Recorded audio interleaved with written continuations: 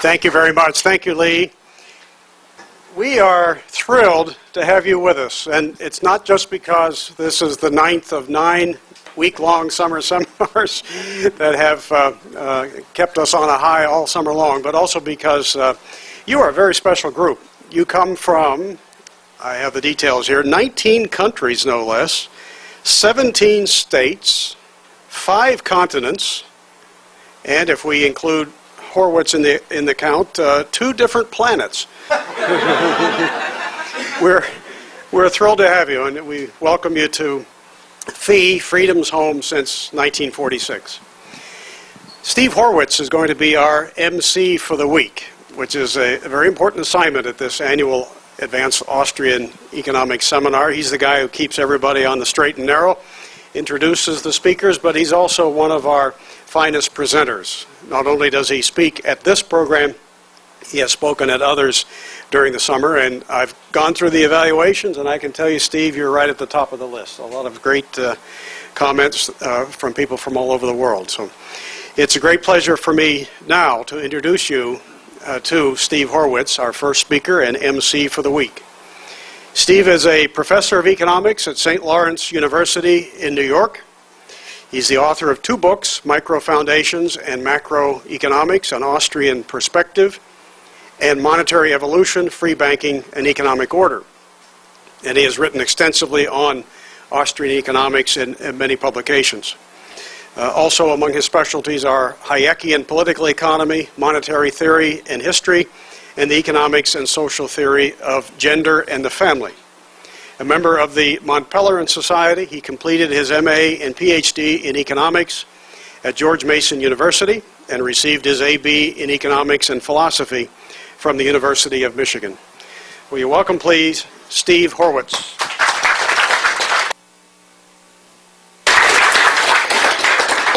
Well, thank you, Larry. Thank you, Lee. And Lee really means it when he says, whatever you need, talk to Lee. Lee will take care of you. He's the man.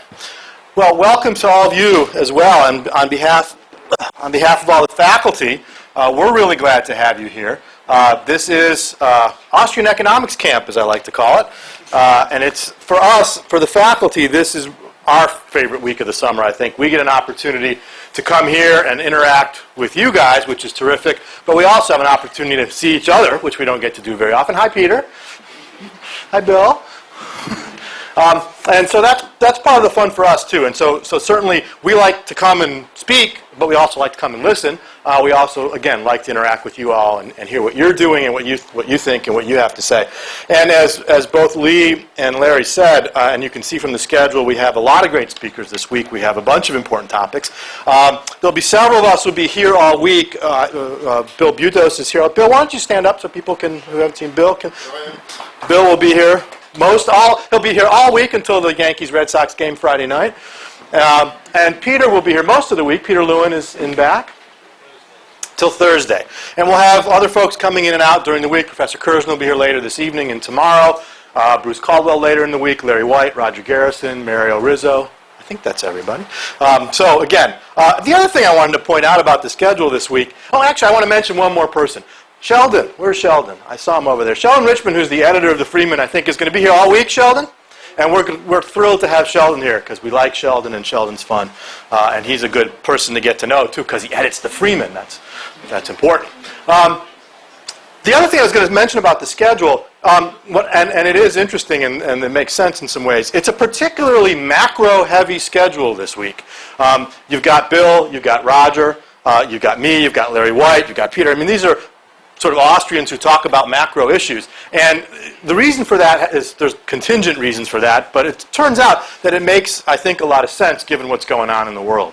When we were here a year ago, we were sort of, the rumbles were out there that something was going on, but now we're back here now having gone through the last year of the stock market crash, of the financial crisis, in quotes, and everything else, and all the major policy shifts and mistakes that have been made since then. So all these things that have been going on, presidential transition, all the stuff that's been going on, I think has put macroeconomics at the top of the real world agenda. Not only that, Austrian cycle theory, I think, is getting a hearing in public places that it hasn't had perhaps since the 1930s, arguably. So I think that's another. So one of the nice. I mean, I've been joking with people that the recession's been bad for most people, but it's been really good for me, and it's been really good for Austrian economics. Ironically, I mean, in certain sorts of ways, as we are getting attention paid to us that we haven't in the past. So that's a good thing, and we will be talking a lot about macro and monetary issues this week, which is, since I like those, that's always a good thing. Let me just say a few other words about sort of the format and other kinds of things like that. With the exception of this session and the very final one, all the other sessions will pretty much be organized the same way. The speakers will go for about 50 to 60 minutes, we hope.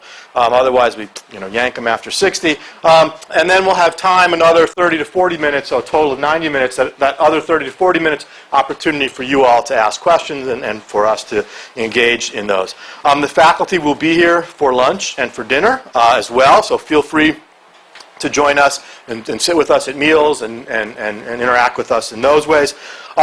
We'll also be here for the socials in the evening, although as we get older, we can't quite stay as late as we used to. We get tired and all that. So, but we'll be here at least for a while afterwards. I also want to echo Lee's request to be on time. For all the reasons he said, and again, it's just polite to the speakers. My son at this moment is over in Europe on a band tour, and one of the instructions that these high school kids got from the director of this, imagine taking 70 kids to Europe, right? Teenagers to Europe, was if you're on time, you're late. Okay, so I think that's not a bad rule to follow. Please be here on time for all the talks. The other thing I would remind you of is that a fee is recording, I believe, all of these, both audio and video. So just keep that in mind as you consider what you say and do. Especially those of you sitting in front, the back of your heads will be very familiar to people after a while. The other thing I wanted to say is something about what we might call the spirit of the week. The spirit of the week is one of open inquiry and learning. We, the faculty, are not here to dispense the truth to you. We are here, we hope, to advance your understanding of Austrian economics by both discussing what Austrian economists have had to say about various issues and exposing you to the differences between that perspective, the Austrian perspective, and that of the mainstream in economics. But in addition, we're also going to talk probably a little bit about the debates among Austrian economists, okay? Because that's important too. And on a number of issues, there's not one Austrian economics point of view, but rather a number of different views of Austrian economists. And so we're going to try to get those things on the table as well. We're here, we hope, to help you understand all of those positions and debates, and we hope also to light or enhance your desire to investigate them yourselves and become contributors eventually to those ideas. And the one request I would make of you along those lines is that while you're here, ask questions, raise issues for debate, challenge us, challenge each other. Just walking around the last half hour, I heard already a dozen, good conversations with people challenging each other. So that's good. The other thing I would suggest is to do that in the spirit of genuine discussion and learning. Ludwig Lachman, the famous Austrian economist, has what has become known among many of us as Lachman's principle of charitable interpretation. Okay? And the idea behind this is simply, when someone else raises an argument, give it the best interpretation you can. Assume they're making a serious argument. Assume they have a real position there. Assume they're doing their best to interpret the world. Don't start by assuming they're an idiot. Okay? That's the inverse of Lachman's principle. All right? Start by interpreting people charitably, both the speakers and each other. And that, I think, is a really important way to turn those conversations into genuine opportunities to learn. The other thing I want to mention, too, is again, Lee said a little bit about fee, about this place. I just want to say one word or two about it as well. This is a really special place for a whole bunch of different reasons. And if you had a chance to look around physically, it's a beautiful place. I like to say to people, it's the closest thing that Austrian economists, and in many ways classical liberals, libertarians, have to a sacred place, to a holy place. If you think about this room you're sitting in right now, this room has been here since the late 1940s and as part of FEE, okay? And all the people we're going to be talking about this week, Mises, Hayek, etc., have walked through this room, have sat in this room, have developed ideas that we're going to be talking about in this room and in this building. This building has immense history associated with it.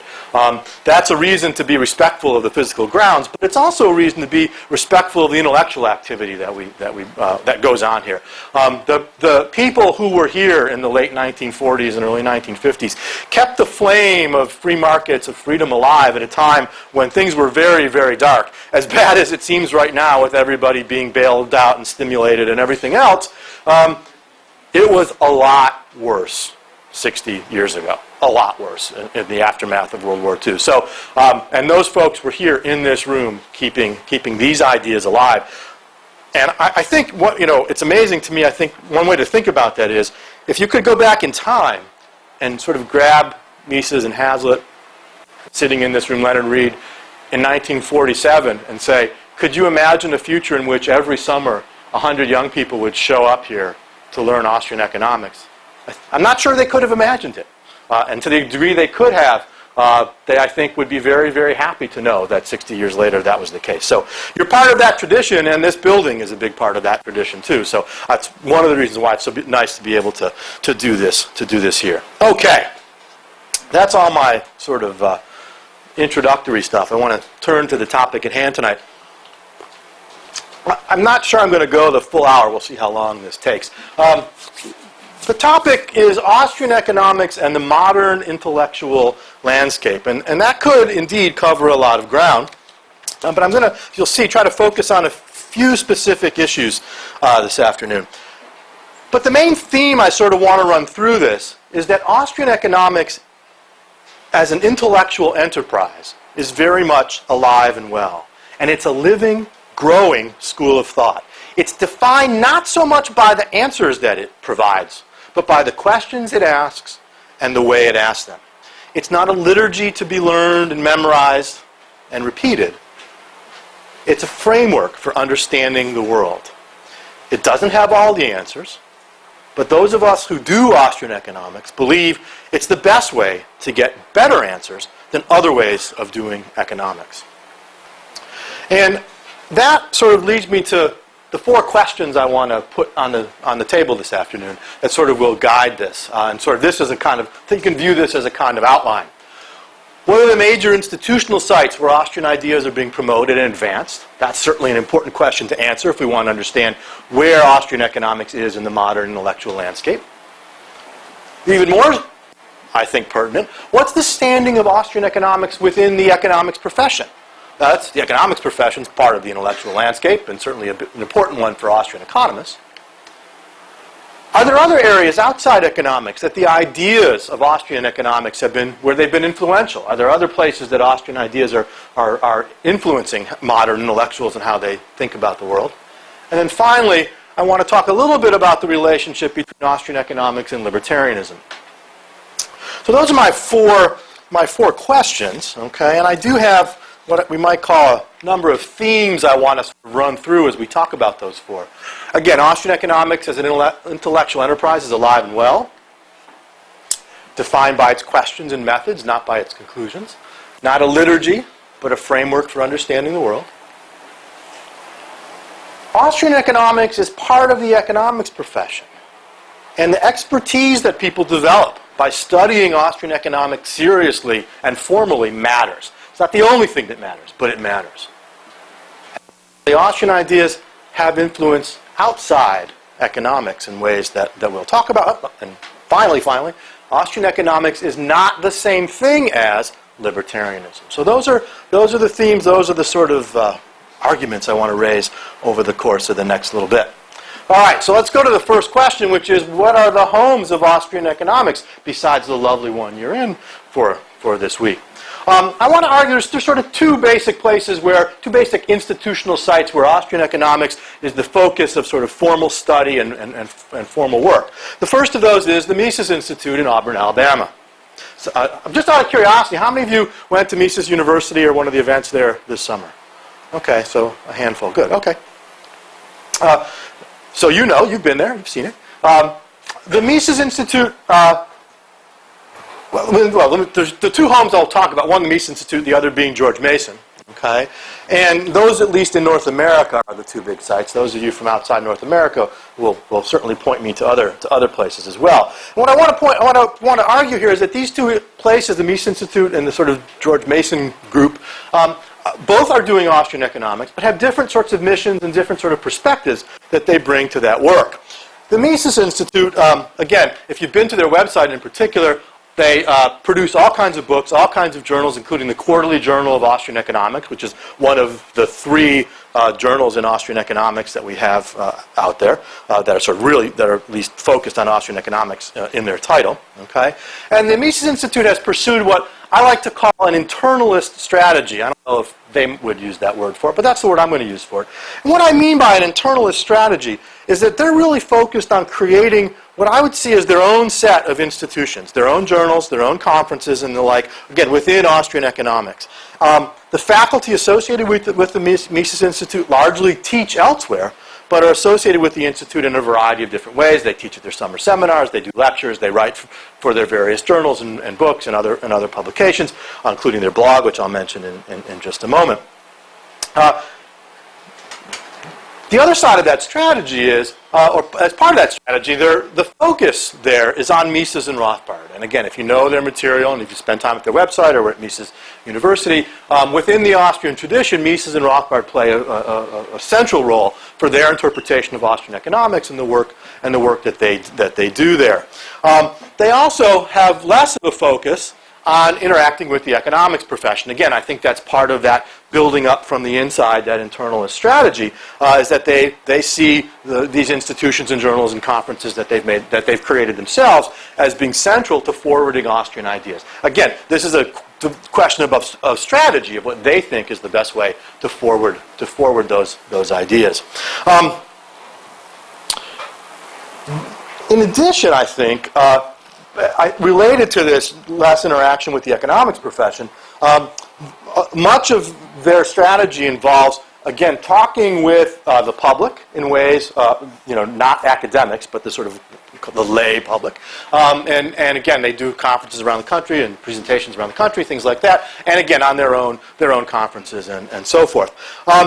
Again, if you are internet savvy, or not, and you may follow the Mises Economics blog, which is at blog.mises.org. I would point out, by the way, that one of the places, I'm going to come back to this a little bit later, but one of the places that Austrian economics is particularly alive and well is on the internet and in the blogs and all kinds of places.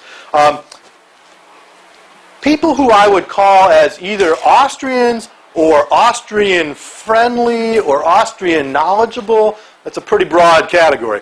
But some of the most important bloggers out there are people with Austrian connections. I'm going to come back to that. But the blog world, the blogosphere, the internet, has turned out to be a very, very congenial place for Austrians to get our message out. And I think one of the reasons for that is, again, that we have a difficult time often getting our message out within the journals in mainstream economics or in the New York Times, Washington Post type places. But the sort of leveling of knowledge and the leveling of access to the public that the internet has brought with it has made it a very congenial place for Austrians. And I should point out that the Mises Institute has been absolutely terrific about getting Austrian resources online. If you're looking for books and other materials in Austrian economics, what they are putting up in PDF and other formats online has been absolutely tremendous, and it's all very searchable. Their website is a terrific resource for that kind of stuff. Okay, so again, that's one home and that's one strategy that Austrians might pursue. The other is what I'm calling it George Mason University, but it's really George Mason University and the SDAE, which is the Society for the Development of Austrian Economics. And this is a sort of umbrella, these two, GMU, SDAE, is a kind of umbrella name for this sort of second group of Austrians. And again, this is centered at George Mason, but one of the things to remember about the George Mason Economics Department, and I know there's enough of you here to confirm this, they're not Austrians, okay? So when we talk about Austrian economics at George Mason University, we're talking about a subset of the faculty there. And a term that's come into much use, certainly again in the world of the blogs recently, is this term Masonomics, okay? Which, again, my editorializing, I can't stand that term, by the way. Okay? And the reason is it blurs a whole bunch of really important distinctions and tries to sort of lump all of the people at Mason into this one collection or one set of, what do I want to say, sort of one overarching set of beliefs that they supposedly have. And I'm not sure it defines any one of them, much less all of them. So, but you hear that word knocked around. The point I want to make is that although there are Austrians at George Mason University, of course, not all of the faculty there are Austrians. But what they do have, and then what's really important here, is a PhD program and courses in Austrian economics at the graduate level. Notice the Mises Institute is a research institute. It's at Auburn University, but Auburn no longer has a PhD program. And only a small number of the faculty associated with the Mises Institute, in fact, I think only one, are associated with Auburn. So this has the relationship of the institute and the university is very weak there, whereas the Austrians at George Mason are part of the department, part of those courses, doing all those kinds of things. And so again, you can go get a PhD in Austrian economics. You can take a graduate field exam in Austrian economics. You can do all those kinds of things. And GMU is also the home to the Review of Austrian Economics, which is the second of the 3 journals in Austrian economics. That's the Review of Austrian Economics. The third journal, by the way, is Advances in Austrian Economics, which is published annually. The editor has been Roger Koppel, but actually my colleagues here probably don't know this, but now being co-edited by Roger Koppel and myself. So, the Advances in Austrian Economics is a third journal that the Austrians are involved with producing. Let me just say a few words about the SDAE, the Society, again, for Development of Austrian Economics. Professional Society of Austrian Economists has been around since about 1996, has about 100 members. You will be lectured to today, I have to do a count today, this week, by, 4 or 5 former presidents of the SDAE? I'm looking, Bill, Peter, me, Larry hasn't been.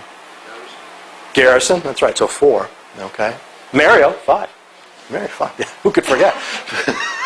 So that's 5. So 5 former presidents of the SDAE will be here talking. The SDAE, I want to note, again, about 100 members, runs panels every year as part of the Southern Economics Association meetings. So again, you can see the different strategy pursued by this group, which is much more of what we might call an externalist strategy, about getting involved in the economics profession, about talking to other economists, other non-Austrian economists, about sort of taking that Austrian message to them and finding ways to weave what others have to say into Austrian economics and weave Austrian economics into what other economists are doing. And again, the people associated with this group are looking to publish in journals in the economics discipline, not just in the Austrian journals, but in other kinds of journals, and also talking to heterodox and mainstream economists, anyone who listens to us and want to engage in productive intellectual exchange. So again, that's the mission here, is to be not just about ourselves as Austrians, but again, integrated into the economics profession. The blog associated with these guys is the Austrian Economist blog, austrianeconomist.typepad.com. Pete Betke, myself, Dave Perchico, Pete Leeson, Chris Coyne, Fred Sauté, all involved with that. And the other thing I'd say, too, is that Austrian economics, of course, has homes other places around the world, not just in North America, although those are important. I would point out Francisco Marroquin in Guatemala, Aix-en-Provence in France, Ray Juan Carlos in Madrid, where Jesus Huerta de Soto teaches, who has done a tremendous job in generating interest and an institution there. And there's various institutes and other things elsewhere in Europe and other places now all over the world. I could run a whole big list if I wanted to. Again, the 2 main places, though, remain those sort of North American headquarters, I guess, would be the best way to think about it. Last thing I'll say here is that, again, the Mises Institute and George Mason, sort of 2 different approaches, 2 different strategies, 2 different missions in some ways. There's also substantive differences between them, and I'm sure that, again, those will come out over the course of the week, but now is not the time. Now is not the time to talk about those. Okay, so that's where Austrian economics, in the literal sense of institutional homes for Austrian economics within the modern intellectual landscape. All right, what about Austrians and the economics profession?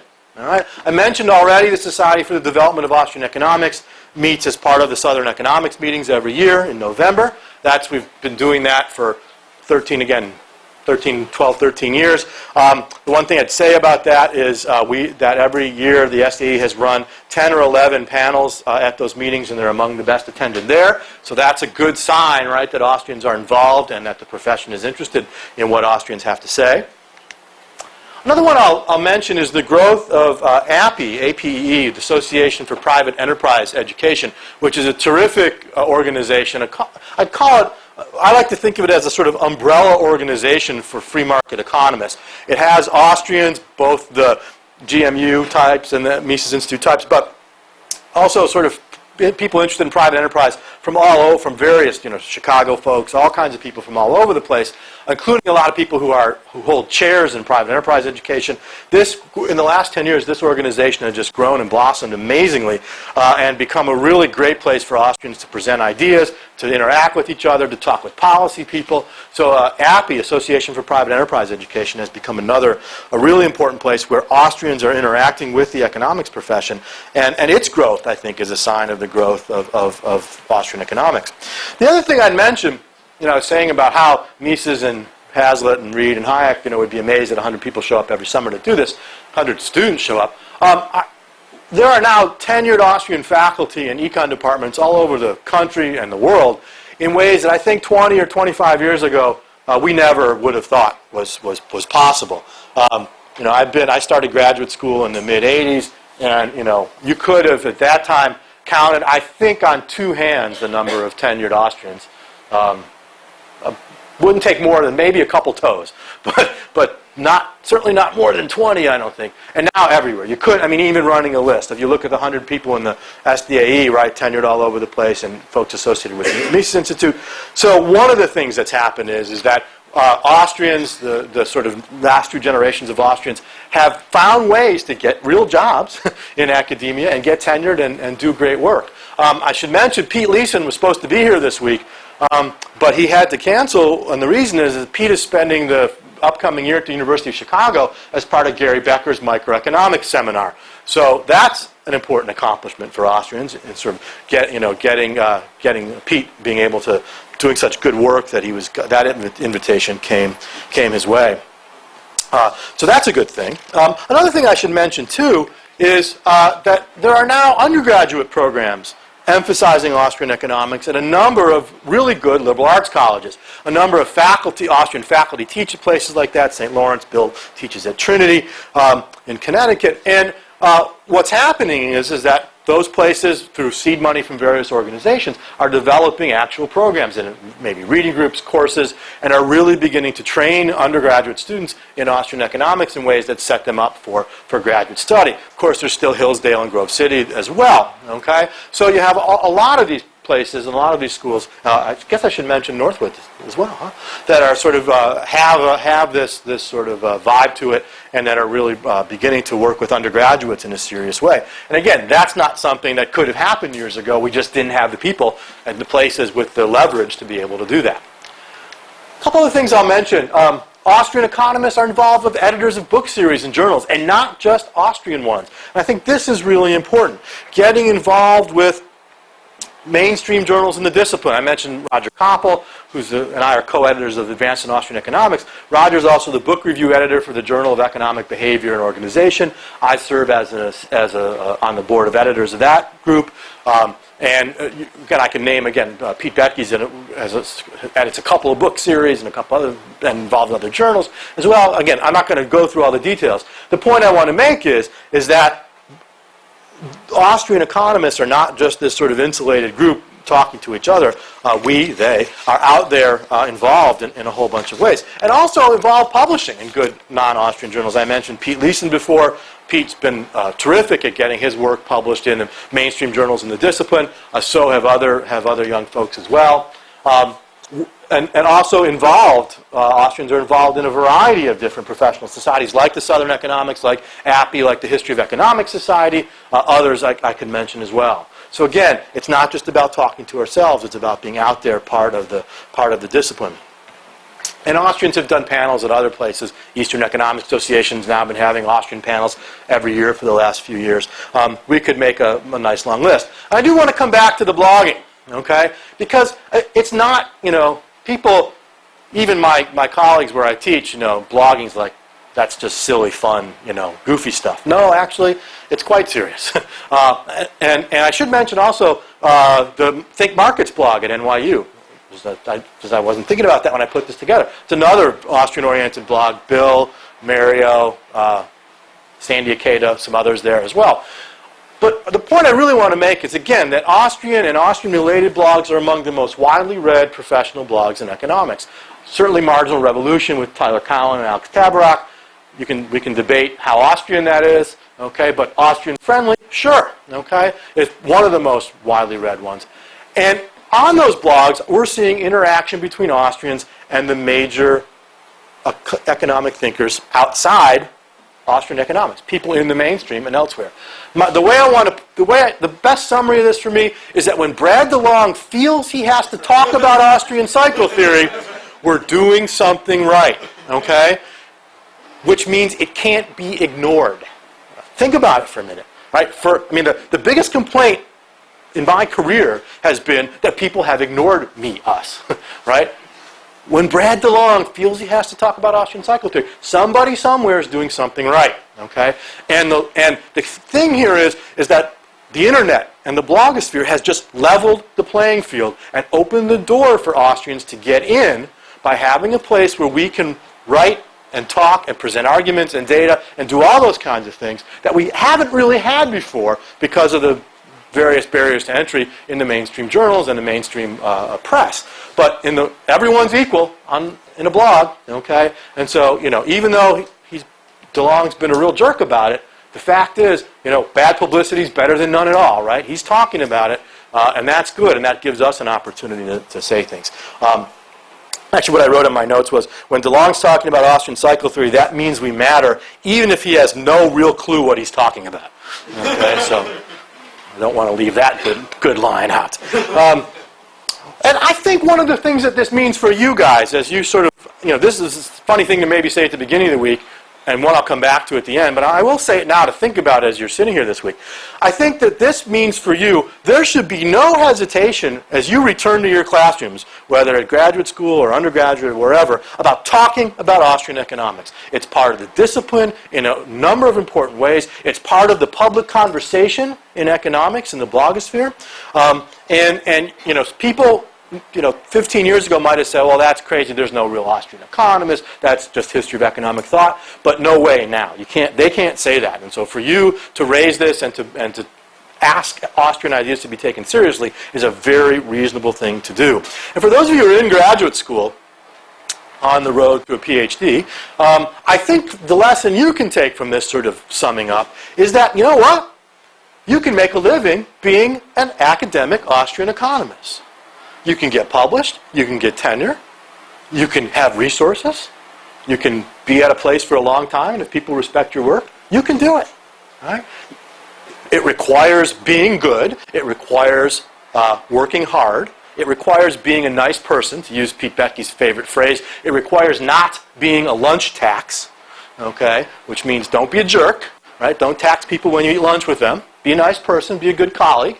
All right, all those things. You can have a successful career. The evidence is there. Lots of people have done it. And so, for those of you again who are thinking about pursuing graduate work, as you're here this week, as you're listening to us talk, be thinking about how that is part of what you might do as you go on. So that's sort of Austrian economics and the economics profession. I want to say a few words about places outside economics, and I'm going to focus on two areas where Austrian ideas have mattered. One, I'm calling it Hayek studies, for lack of a better term, because I think, there's gender studies, there's African American studies. We need our own, right? So we'll call it Hayek studies. That's one. And the other is spontaneous order theory. I want to talk about both of those a bit and sort of, how Austrian ideas have mattered in these areas.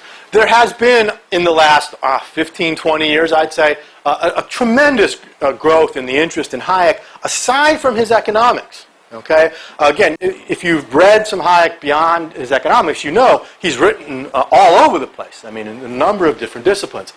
Certainly his political theory, there's been a number of terrific books written about his political theory, and even major intellectuals who aren't sympathetic to Hayek's political theory feel compelled to address it. Again, like Brad DeLong, if people are talking about you, you're doing something right.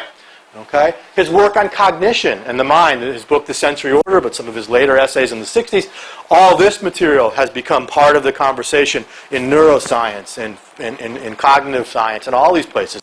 And Bill has done some wonderful work on this as well. And that has been influenced. That's a place where, again, underlying Austrian ideas have had some influence. Certainly methodology of the social sciences, right? People are talking about Hayek's methodology and how to do social science and what Hayek had to say about that.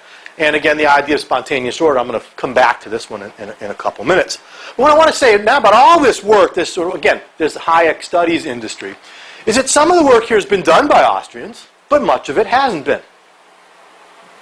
Some of this work has been done by classical liberals, libertarians, but much of it hasn't been.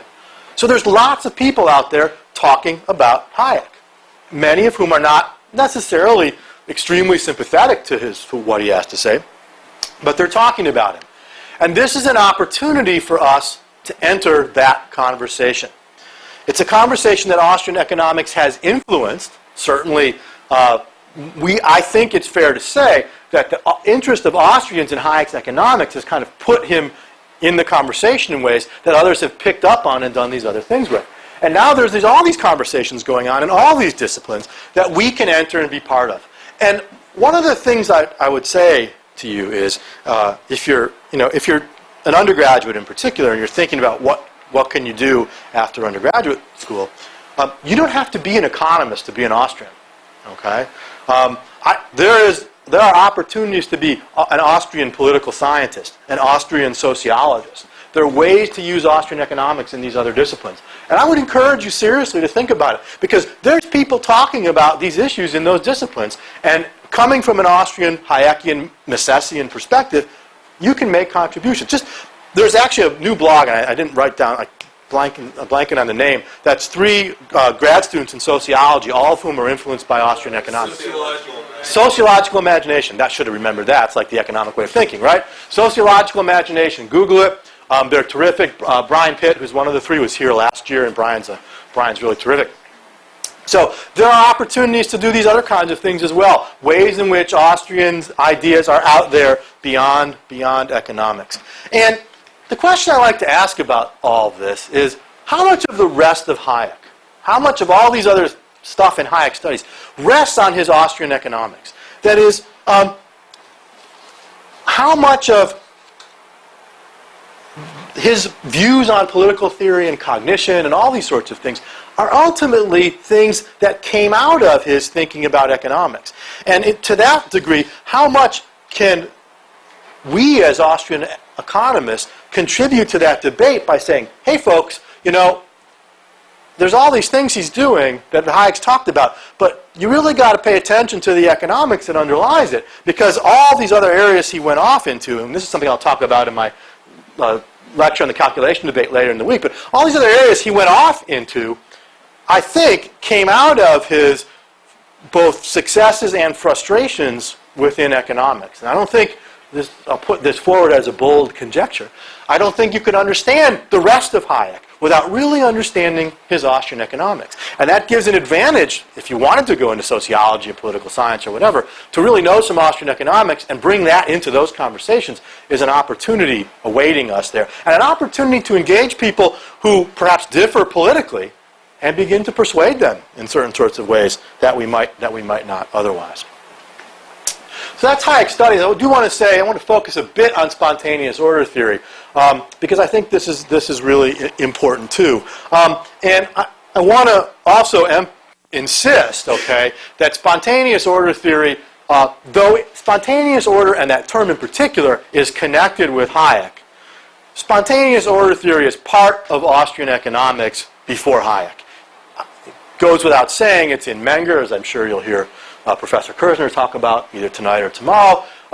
But it's in Mises too, despite the claims that some make that it isn't. It is in Mises. Mises was a spontaneous order theorist as well. His emphasis was somewhat different from Hayek's, but it's in there. And obviously Hayek and others too. This, I think, and more perhaps obviously, spontaneous order as an idea goes back before Menger. It goes back at least to the Scottish Enlightenment, to Smith and Hume and Ferguson and those folks. But it is an idea, a fundamental idea at the center of Austrian economics. And what's interesting now is that it's going out across all the disciplines. There are all these different disciplines that have sort of developed this interest in spontaneous order ideas. I just threw together a little quick list here. Again, many of which I mentioned already, but political science, sociology, computer science, cognitive theory, philosophy, biology, ecology, more. I mean, there's stuff, you can read stuff in ecology, written by sort of environmentalist types. If you read Aldo Leopold's Sand County Almanac, I don't know if any of you know the book and have read it. If you read it, there's places where if you substituted the word market where he says ecology, you'd have Hayek. Okay? And that's an interesting thing to think about and an interesting conversation to engage in, right? To sort of think about why is that, and why is it then that so many people who are interested in those environmental, ecological issues have such a difficult time with free market economics when in fact the arguments are very strongly parallel, even down to the eco that goes with both. Okay? Sometimes you'll see this talked about as complexity theory, right? And the folks at Santa Fe and other places. But whatever name it goes by, what's going on in all of these disciplines, I think, is a serious interest in understanding how order can emerge without design. Undesigned, unplanned order. By the way, if it was up to me, I'd abolish the word spontaneous and just talk about undesigned or unplanned orders. But be that as it may, that's what people are talking about. Emergent orders is another phrase you hear sometimes. How order can emerge without a designer, without a planner. Again, not just in markets or economies, but in all kinds of situations, from how the mind self-organizes, to how ecological systems, political systems, social systems, all of these sorts of things are all on the table. And what's interesting about these approaches is that, when you read them as an Austrian economist, again, reading Sand County Almanac, which I read like 20 years ago, I kept going, yeah, right? And it's it has a certain persuasiveness to it even because you can see the parallel, okay? And I think that's an interesting, again, thing for us to think about and to ask, a chance for us to, again, talk across ideologies here too. To say, look, if you all think emergent order is interesting in all these places, let's talk about emergent order in economies and how free markets work. All right? And that makes for some, and I can tell you having had them, makes for some very interesting conversations. And it's a way to, again, emphasize that at the bottom of this talk about spontaneous order is these ideas from Austrian economics. And the interesting about this, I think, is that Austrian economics often gets more respect outside economics than inside. Right? That folks who do this work read Austrian economics, and even if they don't sort of agree with the political conclusions that many Austrians draw, they find it really interesting and fascinating the way Austrians talk about knowledge and undesigned order and all these kinds of things. So this, I think, is a very interesting opportunity for us to bring Austrian economics into a whole other kind of discussion in the modern intellectual landscape. Okay. So that's my third, and let me now turn to my last topic. I just want to say a few words about this, and most of you coming to an advanced Austrian economics seminar, this is stuff you've probably heard before, but I think it does bear repeating for a whole bunch of reasons. And let me start with this. I hate that term. Okay, I bash spontaneous, the word spontaneous. I'm going after words a lot today, aren't I? But I don't like this term either. Okay. Even though I understand the impetus here for austro-libertarian, but I don't like it because it runs together two different things. Okay? Libertarianism, classical liberalism, is a political philosophy. Austrian economics is a social scientific framework. Of course they're related. Okay? For me, let me be clear what I'm not saying here. What I'm not saying is that these two things have nothing to do with each other. Of course, they have everything to do with each other, okay? But that doesn't mean they're not distinct, and they are distinct, all right? Most of us wouldn't be here today if we didn't come to libertarianism first and Austrian economics second. There's exceptions to that, okay? I'm not going to ask for a show of hands, but I can pretty much predict what it's going to be. My hand would go up too. I was a libertarian before I was an Austrian economist, all right? So I'm not saying there's no relationship here. But what I'm saying is you have to keep them separate and you have to keep them distinct, especially spending a week talking about Austrian economics. And one reason for that is that not all Austrian economists would call themselves libertarians, and certainly not all libertarians accept Austrian economics. There are let me take the latter one first. It's the easier one. There are plenty of libertarians who are neoclassical economists. I'll give you an example. I think you've read, by the way, he's been a terrific commentator on the crisis. Jeff Myron, who writes for CNN, he's the head of Undergraduate, econ at Harvard. Jeff has been terrific. He's had a nice piece in Reason magazine a month or two ago. Jeff's a libertarian. He's not an Austrian economist. Okay? That doesn't mean he's not a good economist. He is. Doesn't mean he doesn't do good analysis from a libertarian perspective. He does. But he's not an Austrian. Okay? And there are some Austrians, I'm not going to name names, who don't like to call themselves libertarians. Okay? Who said Burzak? That's bonus points for saying Burzak. Okay, that's not who I was thinking of. But yeah, Ted Burzak would be. I'll talk about him later in my socialist calculation debate. Lachman. So yeah, I'm not sure. Where's Peter? Where's Lewin? Is he still hanging back there? What would Lachman call himself politically? He wouldn't call himself a libertarian, even towards the end, right? Yeah. Well, regardless of what he called himself, Yeah, I don't think we would call him a libertarian. Yeah, I think that's fair enough. Good. Yeah. But he's certainly an Austrian economist, and there's others we could name. That's the point. Isn't naming names. The point is to say, look, these two positions, though tightly related and often come together, are in fact distinct. And we'll put it another way: the overlap is strong, but it's not necessary. Right? They don't necessarily imply each other. And confounding them, I think, does two things, but the worst thing it does is it pushes sympathetic non-libertarians away from Austrian economics. There are people in the economics profession who are very sympathetic to the approach that Austrians bring to economics and would like to publish Austrian work and find our challenges to the mainstream very interesting. But when we start confounding those two things, and that word austro-libertarian is like a big old red flag, right? Then they want to back away, because then they see us as being ideologues, not as being economists, not as being interested in social scientific analysis. And they begin to suspect that Austrian economics is just ideological cover for libertarianism. And I think that's not an unfair thing for them to think when you start using that term or confounding Austrian economics and libertarianism.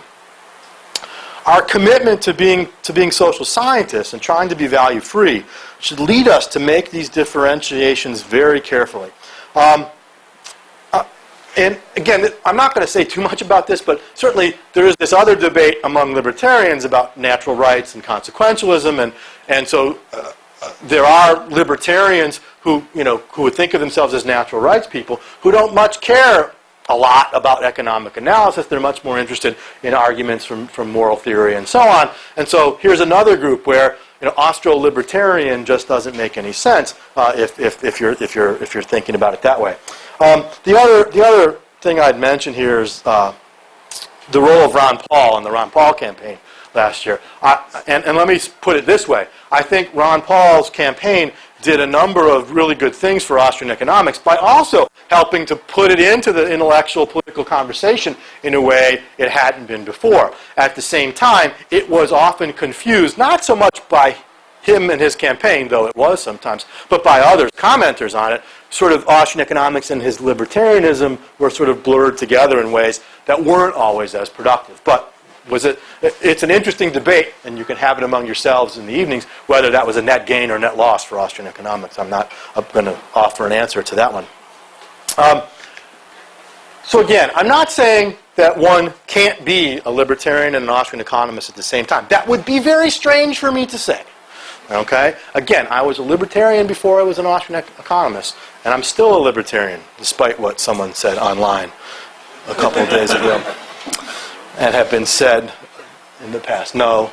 But the key I want to make is, when we're doing economic analysis, we are trying, in the way that Mises talked about, to be value-free. To say, What are the ends? Take those ends as given. Will the means meet the ends that people share?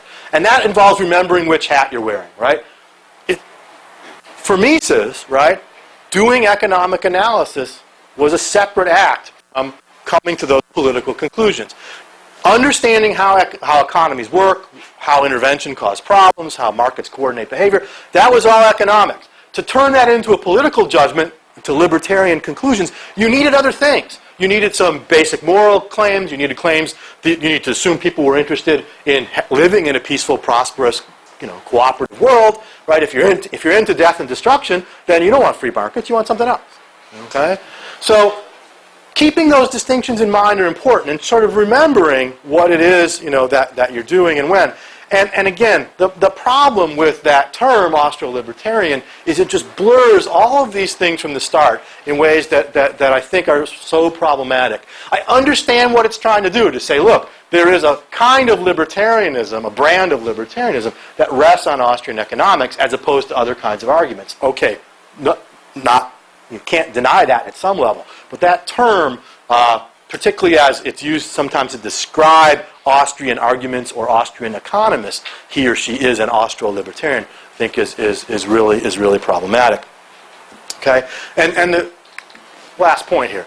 Being a good economist need not reduce your passion for liberty. It should increase it. Okay? So that's not my point in bringing this up is not to say that either. All right? That what, if you are a libertarian, that should be deep, powerful motivation to want to be a really, really good economist. Separate things, right?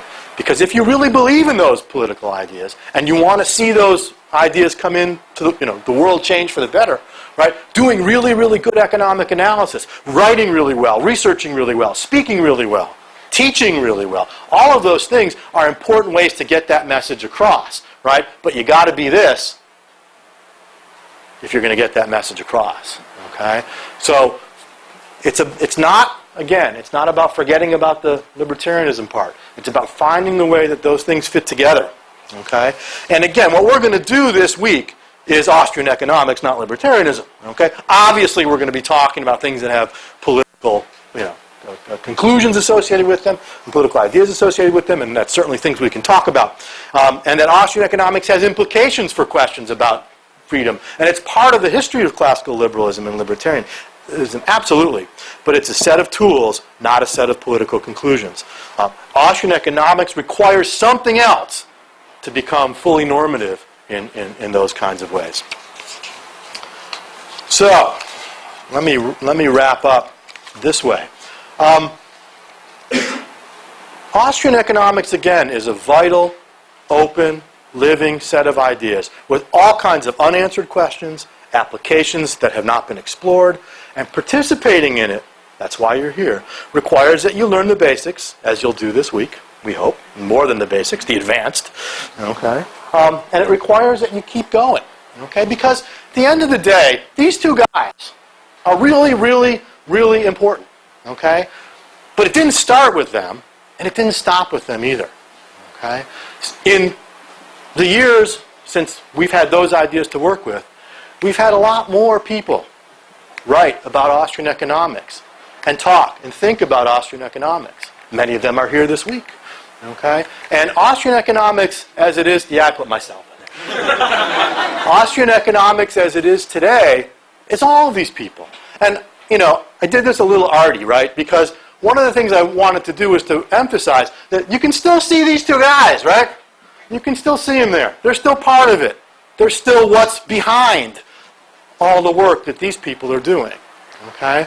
But what all these people are doing is taking those ideas, bringing them forward, advancing them, right?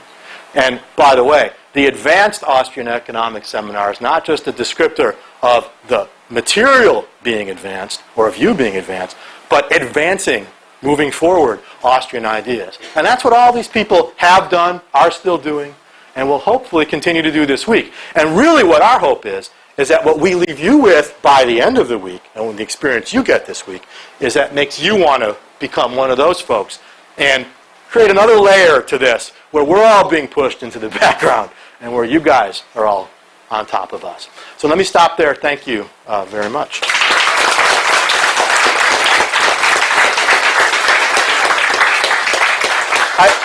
I'll take a few questions if you have them, and then we'll have dinner. I hate standing in the way of dinner, as you heard Lee say.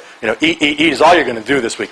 I do have to say one thing. You'll notice one little problem. Anyone notice the big problem with this picture? Okay, where's Israel Kirzner? There's a very interesting answer to that question. And where's Peter Lewin? You might ask that question too. Okay, I went looking for photos online a couple days ago, and there's not. I'll put this as gently as I can. There's not a good Kirzner photo online. Okay, I didn't. There's like only one online, and I really didn't want to use it. And where's Peter? The only photo of Peter Lewin online, frankly, is about 15 years old. And I couldn't, in good conscience, even though you were a really good-looking guy back then, in good conscience, I couldn't. You need a newer photo, Peter. I just couldn't do it. So, but I think I got everyone else who's here this weekend. There's another big problem here. Yeah, there's only one. That's Emily Shamley Wright, by the way. She's the current president of the Society for Development of Austrian Economics. Emily Shamley Wright. She teaches at Beloit College in Wisconsin. And the problem is that there's only one. So, women. Austrian economics. It's an open market for you. Okay? Come on. I mean, I say that, but there is a younger cohort, folks recently out of graduate school, where there are a number of women coming out doing terrific work. Claudia Williamson, Emily Schaefer, and a whole bunch of other people. I didn't put Karen. I could have put Karen up there. Karen's kind of out of the active world, though. I tried to keep people who were still doing stuff. Anyway, but. So more, and it was good. I was actually just looking around the room. There's actually good representation of women here this week, which I think is good. So I got time for a couple quick questions before we do dinner. You talked about Austrian economics outside of the profession. Can you comment on Austrian economics outside of the academy? We've seen in the Wall Street Journal past year, pro and con, Austrian business cycle theory. Peter Schiff and Mark Faber on CNBC. Yeah, great. So Austrian economics, outside the academy. I think there's at least two places where it's alive and well. One is in the sort of investment world, the Peter Schiff, and all that kind of stuff. I think it's good. I think it's good that there are investment people who find Austrian economics useful and helpful, and that it's being talked about in that world. I think it's also, and it again, like Ron Paul, it raises the profile, right? And that's good. I just don't want it to be associated only with that. And that's a potential danger there, that people, and people associate it with, and associated with the doom and gloom guys in particular, right? When every time you hear someone talk about Austrian economics, because they're talking about how the Dow is going to fall to 5,000, that's a tough, that's all Austrian economics is interesting, fascinating, tells us how we can make the world a better place, but it also says the Dow is going to drop to 5,000. Maybe, okay, but I think, when it becomes, again, only associated with that sort of doom and gloom stuff, that's a problem. I think that has to be part of a broader conversation. The other place I'd say it's pretty active, or has at least active to some degree, is in the sort of think tank world too, right? I mean, there's folks at Cato and CEI and other places do make use of Austrian ideas. They don't do a lot of stuff that's sort of explicitly Austrian, but they do make use of those ideas, and they're in the conversation. Certainly, they're frequently talking about Hayek, if nothing else. And I think there's certainly people working at those organizations who know Austrian economics pretty well and have been through various programs and stuff. So I think that's another place. And a place, I think, frankly, where if you are someone who doesn't want to go into academia but wants to get an advanced degree and do a different kind of work, working in the public policy think tank world is a terrific way to go.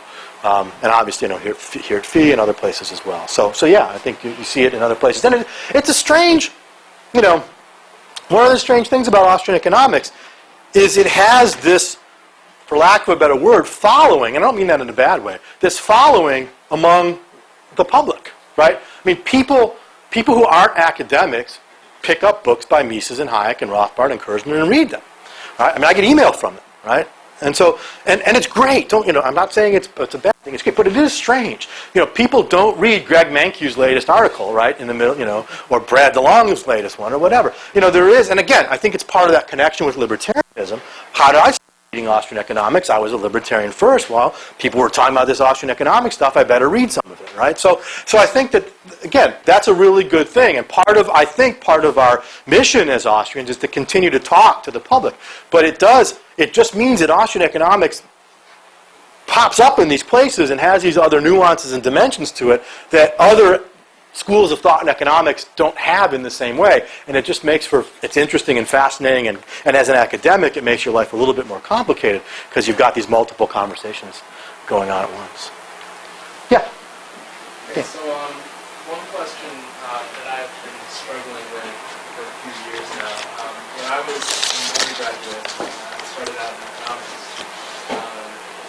and I was reading a lot of Austrian stuff, and I was trying to engage my professors on a lot of this stuff. And what I found was that a lot of the stuff that we focus on sort of starts from a different place. Yeah. It calls into questions a lot of the methodology and assumptions of standard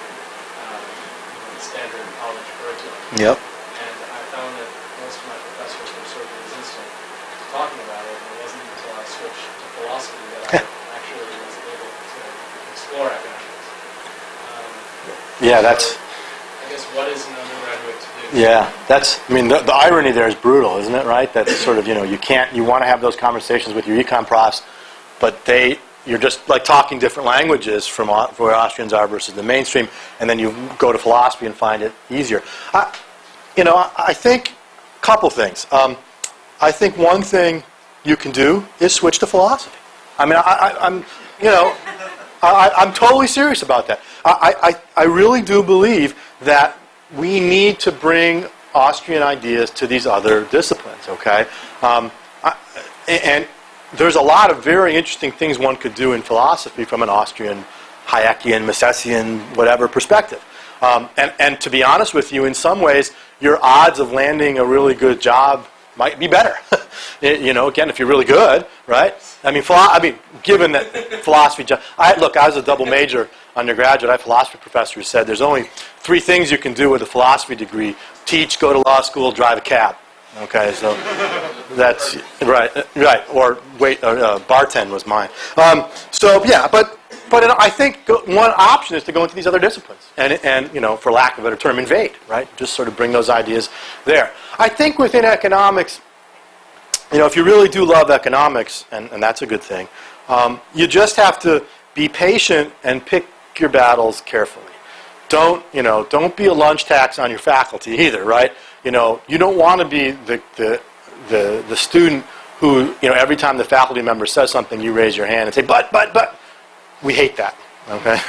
I mean, we hate it because it interferes with our ability to do to do what we need to do in the classroom.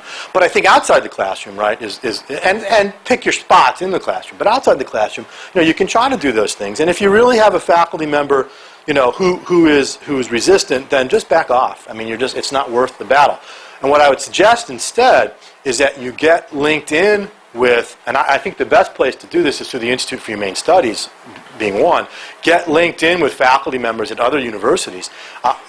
IHS did, and I think they still do, have these programs where you can do sort of like independent studies with faculty at other universities. And I don't know, depending on your own school, whether or not you get credit for it. But at least it's an opportunity to explore those ideas in a fairly structured way with people in other places. And come into things like this or doing an IHS seminar or whatever. I mean, those are ways to do it too. It's what you don't want to do is become a pest, right? You want to know when enough is enough, and at least get something out of the interaction if you can. But it's a tough problem. Yeah. What do you think some of the recent, contributions philosophy has to offer economics, especially philosophy of science? So what was it? Say the first part again. Some of the contributions that recent philosophy can offer. Contributions that recent philosophy can bring to economics. If I had read more recent philosophy, I might be. I think there's a couple of things. I guess recent too. I mean, like maybe 60s up. Yeah. Well, I'll mention one name. I'm a big fan of John Searle's work.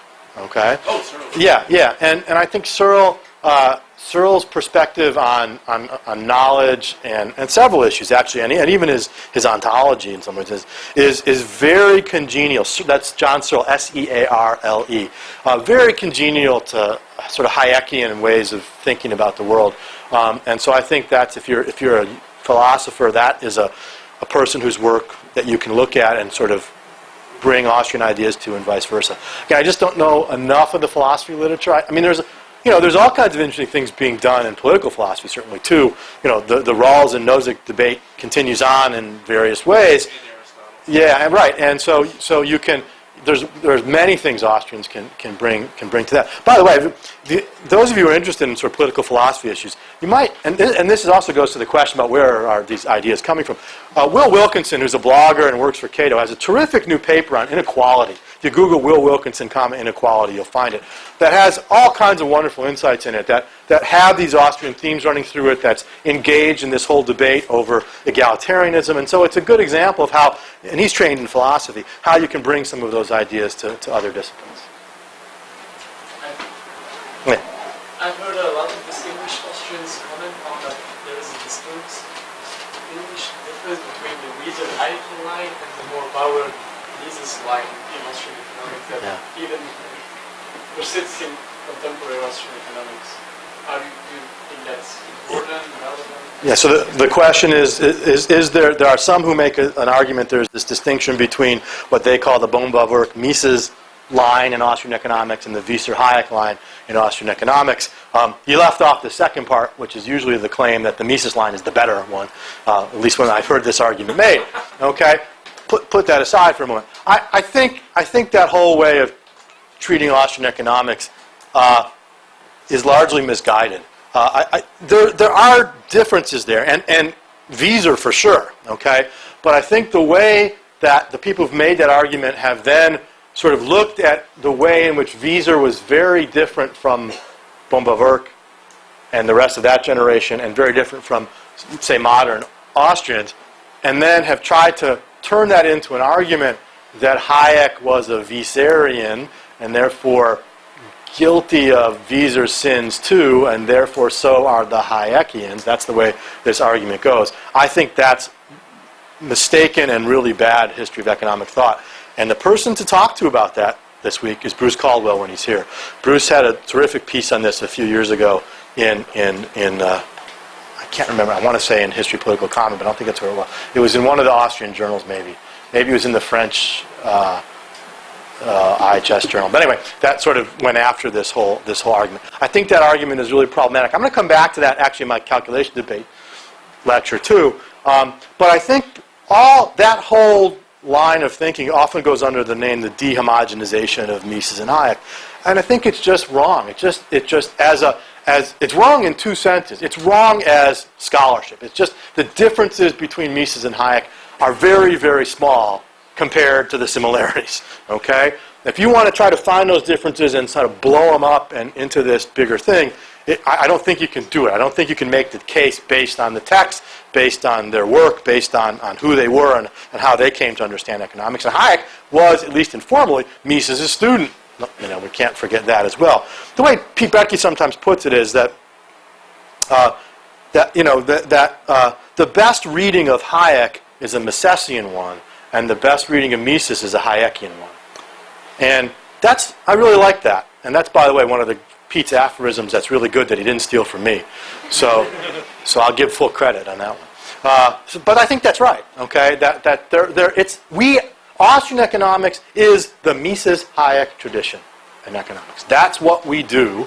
That's who we are. And I think trying to drive that wedge between them is. Let me tell you the other way it's wrong. By the way, I think it's wrong as a matter of scholarship. I think it's hugely wrong as a kind of matter of strategy. Right? Why would Austrians, who we are so few in number and we struggle so hard for everything, why would we want to make one of the focuses of our research driving a wedge among Austrians? Right? Sort of trying, these guys are better than these guys and these two different lines of thought and all that. No. I mean, aside from that, it isn't right, again, as scholarship, but I think it's just a horrific sort of strategy to adopt as well. Again, that's not the reason not to do it. The reason not to do it is because I think it's just wrong. I think in one of my reading lists, I don't remember for which talk, I listed my paper of mine from 2004 or 5, which is my actually SDA presidential address, which has Mises and Hayek in the title. I can't remember the exact title. Like the Misesian foundations of the Hayekian Great Society or something like that. In that paper, I tried to make the case against that argument and sort of argue why, in fact, there's no wedge to be thrown in there. So again, I think Bruce is a really good person to talk to about that when he's here later in the week. We got time for one more question, and then it's dinner time. What do you think about like possible interactions between heterodox groups, like between Austrians and Keynesians, or like philosophers and realists, or whatever? Yeah. The question was, what about interactions between Austrians and so-called heterodox groups in economics, the post-Keynesians, the critical realists, others? I think those are really important things to do. It's something I've tried to do over my career. I think it's certainly among those speaking this week, Mario Rizzo's book in the mid-'80s was an attempt to do that as well, the one with Jerry O'Driscoll. I think many of us have tried to do that. I think it's valuable and important. I think it can be, we learn from it, but I think other people learn from it too. Someone mentioned Ted Burzak earlier. I think over the years, conversations that myself and others have had with Ted and another guy named Rob Garnett, who's a friend of Ted's, I think, I've learned a lot from those conversations. They've made me more open to Ted's arguments, and I think that Ted and Rob have learned from those interactions as well, and they've moved substantively in the way they see the world as well. So I think those things are good, and I think in addition to all of that, if working with folks in those schools of thought can be important in trying to open up the discipline in ways that make it more congenial to Austrians. Not all heterodox people are. There are heterodox economists who can't get by the fact that Austrians generally think free markets are good. And they'll never take us seriously because they can't get by that. But that's their problem, okay? And that's their mistake and their, frankly, narrow-mindedness that they can't see beyond that. But I think they're more the exception than the rule. And most heterodox economists, many heterodox economists, will engage us in good faith. Lachman's principle of charitable interpretation. And I think those conversations are beneficial. It's not the only thing we should be doing, but it's one among the things I think that we can do to move us forward. So let me stop.